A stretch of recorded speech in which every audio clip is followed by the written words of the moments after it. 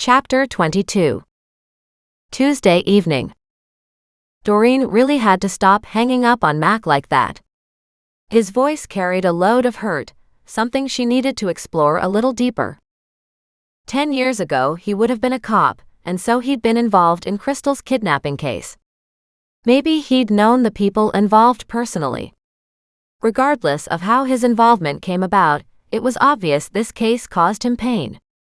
And the fact that there'd been another footprint, which made no sense, was a prod that could only remind him of Crystal's absence.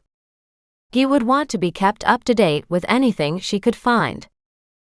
The problem was, so far it was just theories based on hearsay, and theories and hearsay wouldn't do anybody any good, especially to an officer of the law. And driving around Rutland or the Glenmore area wouldn't help if she couldn't get specific addresses. She'd need Mac's help with that. And even with addresses, all she could do was drive by their houses. She needed more information. The fact that it came all the way back to Mary's involvement with Eric meant somehow they were behind all this. If Mary had wanted to get rid of Crystal, it would have been easy enough to have enlisted her brother's help. While both might have been eager to help, one might have helped, but the other one might have wanted something for his part in this. But getting Mary to confess would be next to impossible. 10 years had gone by, 10 years where she'd gotten away scot-free, where she had benefited, either from not being punished because of her part in this kidnapping or just to be rid of Crystal, and to not share Eric with his daughter. And maybe this was all a plot by the brothers to get back at Eric for blackmailing them. And then again, maybe Eric was dealing with a lot of bad customers in his illegal buying and selling business, and things had gone very wrong. Doreen had no doubt that, of Crystal's 3 parental figures involved, somebody wasn't telling everything they knew. And wasn't that the case in every one of these unsolved crimes she'd come across? Somebody involved had kept their secret, sometimes to the grave. This wasn't a case of a child getting washed down a river. This was a case of somebody deliberately stealing the child from her bedroom during the night. As Doreen thought about all that, she considered a wild possibility. What if Crystal herself had wanted to disappear? What if she was uncomfortable with her father and her stepmother? What if somebody gave her an out? She was only 8. Would she have taken off from her mother? And if her father had a girlfriend, did her mother have a boyfriend? Was there a pedophile who had slipped in under the radar, who decided Crystal was his perfect next victim? There were just so many questions and so few answers that Doreen knew once again it would be hard to find the truth without poking some of those very nasty, long-held secrets. The first thing was to look up the people involved, and in a way, Mac was likely to be the best one to find answers on Guido. And Eric, for that matter. She frowned as she made herself a cup of tea. Just as she was about to sit back down, she felt compelled to call Mac to apologize. She hated to admit when she was wrong, but she grabbed her phone and dialed him. "Why'd you call?" "So you can hang up on me again?" he asked, his tone dry. "Or do you want something again?" At that she winced and stopped. She didn't even know how to proceed. "You do want something, don't you?" he said, his tone suddenly weary. "Not for the reason you think though," she said gently. "Of course I have information I need from you. But if I can help you solve this case, which obviously weighs heavy on your heart, I would like to do so. And I wanted to apologize." She was startled by the silence at the other end of the phone. "Thank you." "I didn't say it weighed on my heart," he said, his tone suddenly brisk. "You don't have to be the big tough guy all the time. Obviously you were affected by Crystal's disappearance, but there should be answers we can find. I don't have any skills at this. Just beginner's luck. But if you let me turn a light on this case, maybe, just maybe, I can help."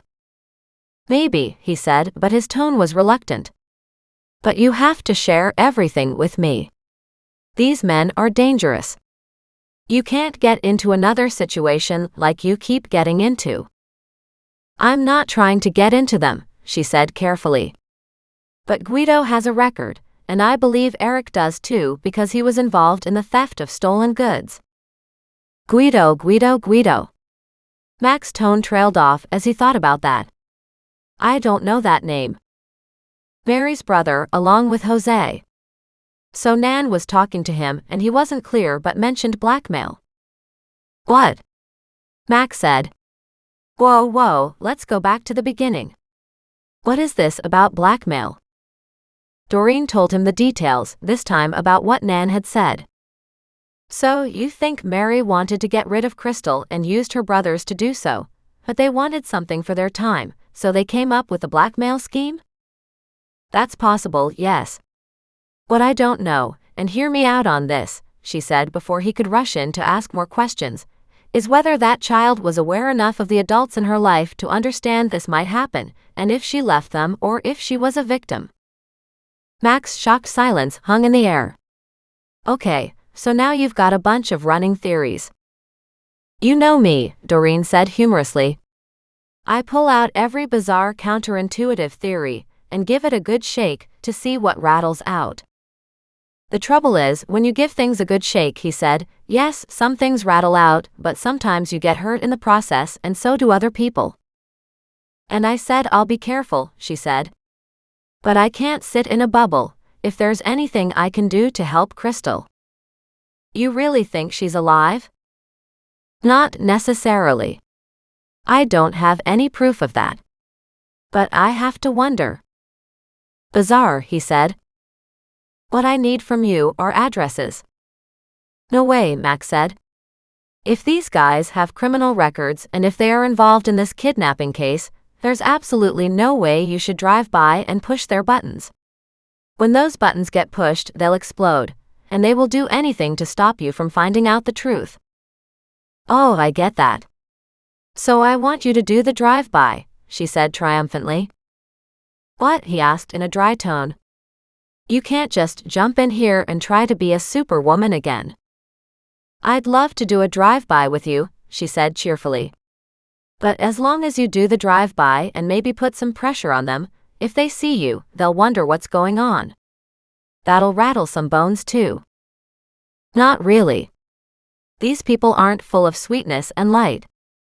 They're probably used to seeing the cops around. Maybe, but now you've got a second case with a second footprint and potentially a second child involved. I know, he said, but I still haven't figured out the connection between the two cases. You have the connection, she said. You just don't understand the motive. Why go in and take the child's stuff and not the child? Why take the child and a few things 10 years ago and leave the same footprint? Silence. Did you ever track down what kind of a footprint it was? She asked. No, he said, we haven't. Why? Because that'll be the key to this, obviously, she said in exasperation, noting his voice was deliberately bland. She groaned. But of course you know this, and you're saying anything you can to keep me off the trail. I'm trying to keep you safe, he said. Something you're determined to not let me do. That's not quite true, she said. I'm happy to stay safe, but you have to consider 2 children's rooms, 1 child gone, 1 child left alone, the same perpetrator, just means there'll be a third one. What, in 10 years again? I'm not sure 10 years is significant, she said. And can you search to see if there's anything similar in Vernon, or in Penticton, or even Vancouver? We're on it, Mac said, his tone brisk again. I'll check into this Guido's and Eric's prison records. I don't know what exactly is on their rap sheet at this point. I have to refresh my memory. And I'll leave now, he said cheerfully. You have an empty house and need some food. I was wondering if you were up for another cooking lesson sometime soon, she said hesitantly. I could pay for the groceries this time. At that, he chuckled. Feeling guilty or just really hungry? Both, even though I ate not long ago, she said with spirit. And I don't want to push you because I know how busy you are. I have to do some shopping though, so if I knew what to pick up, I could buy it. There's not a lot I can't cook, Mac said, or I can't figure out how to cook, so why don't you see what you would like to have? Today is only Tuesday, so if you buy some fresh meat, it won't keep all that long. We'd have to cook it Wednesday, Thursday, or Friday, although planning for a Friday night dinner wouldn't be a bad idea. Fresh like what? Like chicken, for example. Or ribs don't keep terribly long, so they would need to be eaten before the weekend. Okay, well, I have to go out maybe tomorrow. I'm too tired to do anything tonight, especially after the visit with Nan. Maybe I'll shop in the morning. I have to take more stuff to Wendy's too. At that, he laughed again. She frowned. What are you laughing at now? Is there anything left in the house? She sighed. There's still too damn much. But I haven't made it into the garage or to the basement yet, so I have no idea what to do with some of the stuff that's still left behind. If what you have left is not valuable, he said, then maybe one of the donation places would come and pick it all up. You'd have to have it all at the end of the driveway, or maybe in special circumstances you could just have it in the garage, open the door for them, and they could load it. I think it has to be boxed though. Even that would be a huge help, she said, just to empty the house, to have it completely empty, then I could figure out what to put back in. You'll have nothing to put back in, he said. You'll have to start shopping. Would garage sales be a place to do that kind of shopping? She asked curiously. I kind of need a printer stand now because that hutch is gone. I need a desk or something to fit in that alcove. That is something I have to look at. I have no dressers. I don't have a bed. There was a spare bed upstairs. What about that one? I wish they'd taken that, she said. The springs are gone and it's rickety, and it makes a ton of noise. If you want to get rid of it, we can take it to the dump. That wouldn't be a bad idea. You know what I'm thinking? She asked. Maybe I should just go room by room, bring everything I don't want and I'm not keeping into the garage. Empty the entire house, move it all into the garage, see what I can give away, and if you would help, she added, I could pay you for a dump run. But it would be nice to finally get this done. You've been at it for weeks, haven't you? He asked. And you've accomplished a ton. I know, but there's still a lot left. We'll start upstairs in the bathrooms and the bedrooms, bring it all down, and then maybe sort out what's left in the basement. Let's get all that upstairs done first. Speaking of that storage area below the living room, any chance Crystal's house had a secret space? I don't think so, he said. Why would there be? What if she disappeared on her own or with her mother's help or, she said, throwing up her hand. I don't know. I'm just wondering. I never knew hatches like that existed until Nan's house. So now my mind can't stop thinking of the possibilities. Sure, that's possible, Max said, but outside of hiding an intruder, I doubt that's where the child's body would be hidden. The decomp would have been horrific. What if she was in on her kidnapping, her disappearance? Doreen asked, her mind reaching for answers. What if she was getting something out of this? Away from her parents is the only thing she'd get out of it. Exactly, Doreen said on a thoughtful note. We only have the parents' word that they had a great relationship with her. What if it was the opposite? What if the stepmother and/or father abused her? And the mother. That stopped her. True, she said. I can't imagine Clara abusing Crystal. But we don't know what people are like behind closed doors. Also, did Clara have a boyfriend at the time? That was one of the other questions I meant to ask you, in case her boyfriend was preying on Crystal. I don't like the way your mind thinks, he said. You might not, she said, but I'm pretty sure you guys already thought of that angle. Yes, because that's one of the first things we consider when a child goes missing. We couldn't find anything at the time, that much I do know.